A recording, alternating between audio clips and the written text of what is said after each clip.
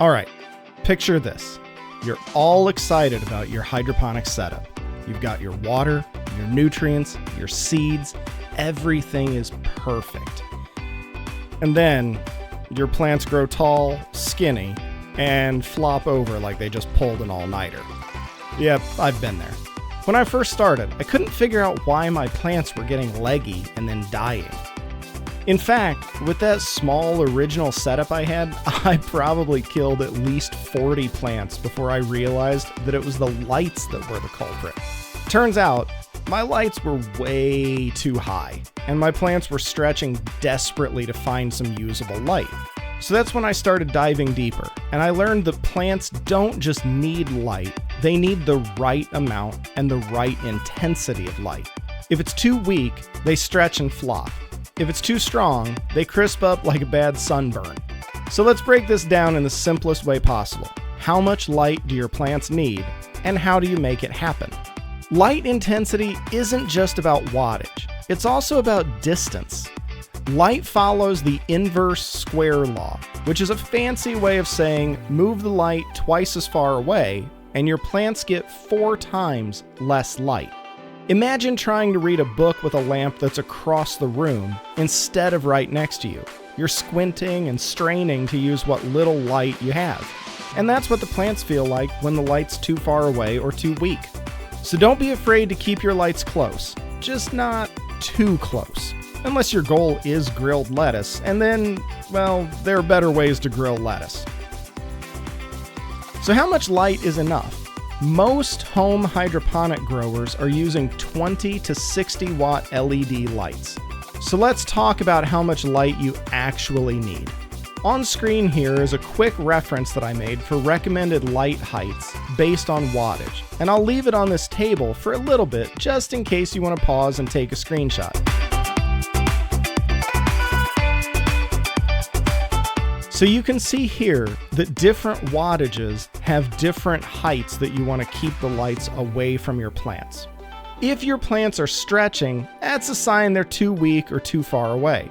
So lower the lights, or if your setup is really dim, consider upgrading to a slightly stronger LED or just adding another set of lights altogether.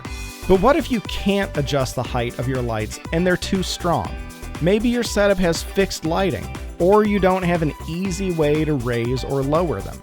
In that case, a simple trick that I learned is to use a thin diffuser. Think of like the lights you would use on stage, or if you're part of the generation that knows what these are, the light on a ring light around a phone. A thin diffuser could be a sheer piece of plastic or a piece of mesh, something between the light and your seedlings.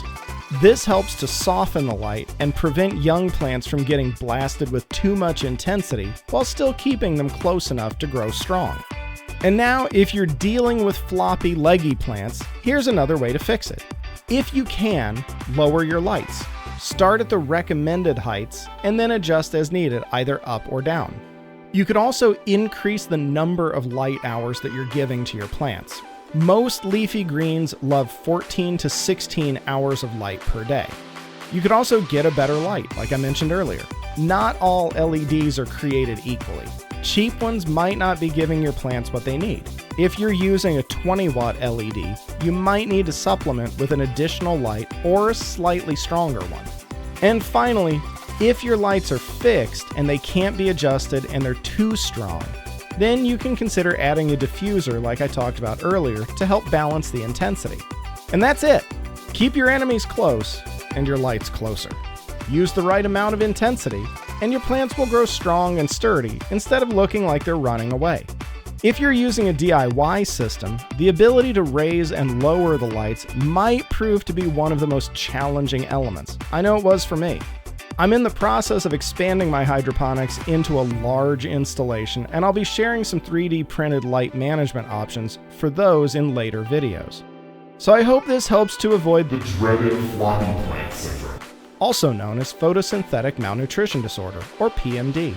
PMD may cause symptoms such as extreme plant stretching, sudden collapse, weak stems, and an insatiable urge to Google why are my plants falling over. If left untreated, PMD may lead to overwhelming despair, excessive spreadsheet tracking, and waking up at 3 a.m. in a cold sweat convinced your lettuce is plotting against you. Do not use cheap underpowered LEDs if you are allergic to disappointment, frustration, or watching your plants perform a slow motion trust fall. Some users have reported side effects such as mild panic, excessive light height adjustments, and compulsive refreshing of hydroponic forms. In rare cases, PMD can result in full-blown hydroponic crisis, leading to frantic online purchases, existential reflections of indoor farming, and an uncontrollable desire to start just one more system.